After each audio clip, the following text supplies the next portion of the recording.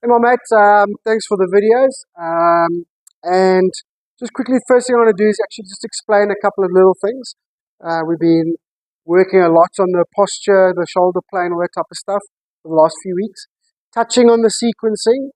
And obviously, we explained what happens in terms of when the hip fires versus when the handle pulls down towards the golf ball. Now, none of them are perfect, okay, but they're all so much better. Okay, they're all so much better. So we keep working on them, but they're all so much better. But what I want to explain to you, one of the two things, is what is happening if you look back at your other videos of even sometimes when the sequencing was okay.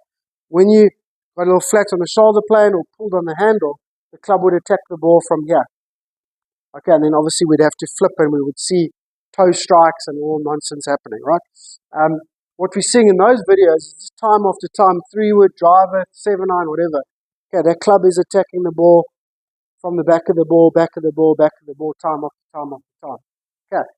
Because of that, obviously the dispersion is going to be great. But because of that, we're not seeing that right shoulder thing. Sorry, you don't do it with the leg, you do it like with the upper body. You're trying to hold that club online. Okay, so we're starting to get this beautiful, high, free follow through with the right shoulder. So just a lot of really, really good stuff here. So should be hitting the ball really well. Should be hitting the ball really well. Second thing I want to explain.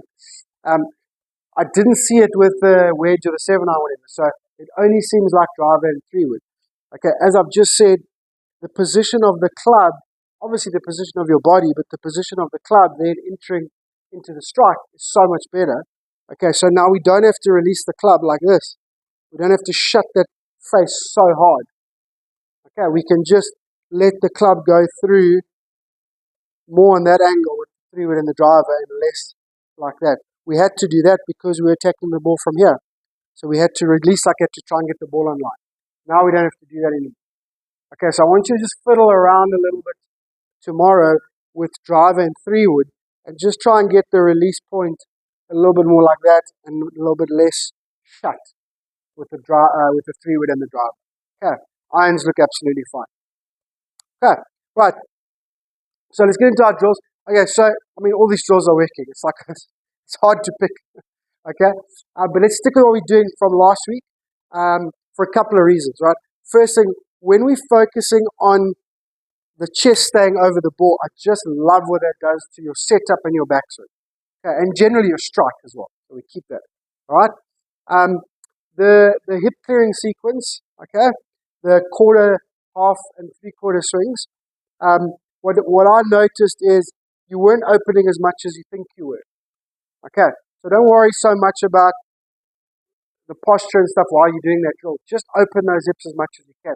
I've seen you when you do your functional stuff, how much you can open those hips. Okay, so we're going to redo that sequence. Let's do that sequence as our warm-up. Okay, so quarter swings. All right, just literally try and point your belt buckle to your target. Okay, a little quarter swing, open it right up. You weren't going enough. Okay, open it right up. Just hit it. Okay, we're just trying to learn what that position feels like. All right, and then half swing. Okay, open it up. You can see when I'm opening, I'm not doing it deliberately, but when I'm opening up, it's automatically dragging my hands further down in the swing. That's fine. So the backswing is 3/4, but once you've opened up, your hands are back down here because they've been pulled by your body's resistance. That's fine. That's exactly what we want, really. Okay, so just concentrate more on opening before you deliver the club. That's really the goal of the drill. Okay, so half swing, open up, strike. I feel when I do that, the angle of attack and strike's almost too steep. But it doesn't matter. Okay, that's not the point of the drill. Okay, and then obviously your 3/4 one. So use that as your warm-up. Okay, then with the irons and through the bag, let's do the same. 3 reps, concentrating on the chest and shoulder plane. Okay, and then 3 reps concentrating on the hips staying back. Okay, but, right? Okay, anyway, sorry. But, but let's not focus on it at the end of the backswing. So you were kind of going end of the backswing and then pushing your bum out a little bit. Okay, that's the feel we want at impact.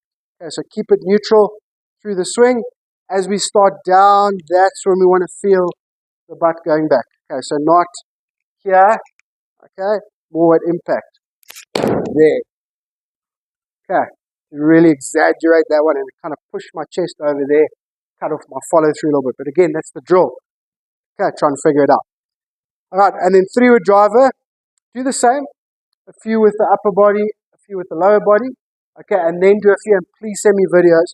Just normal swings. I would say definitely feel the chest when you're doing normal swings with the 3-wood and driver, but just focus completely on that release. Don't let the face shut down so much. Just really work hard. Upper body, release. Okay. Oh, some nice straight shots. Okay, so slightly adapted, but a lot of the same things from last week because I love what that's doing to our body positions, but particularly our club position.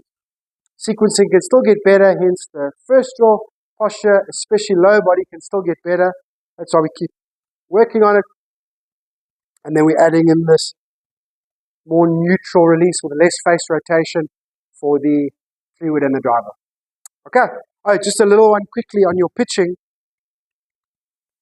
I think we're clear. We obviously spoke about it. I think we're clear, but what we're talking about is, okay, the angle the club reacts with the ground. Okay, so if you stand too far, get too flat, then the heel catches. Obviously, the club gets a bit stuck sometimes, but also the face wants to turn over. Okay, so get nice and close. Get nice and close to those balls with that pitching. Okay, get a nice angle of attack, not too shallow. All right, but most importantly, okay, get your posture and distance and height of your hands correct so that the club bounces in the ground nicely. Don't get too low and too far and let that heel catch. Okay, I'm sure you know, but I just wanted to show you quickly as well. Okay, thank you, my mates. Enjoy. Let me know, and I'll talk to you tomorrow.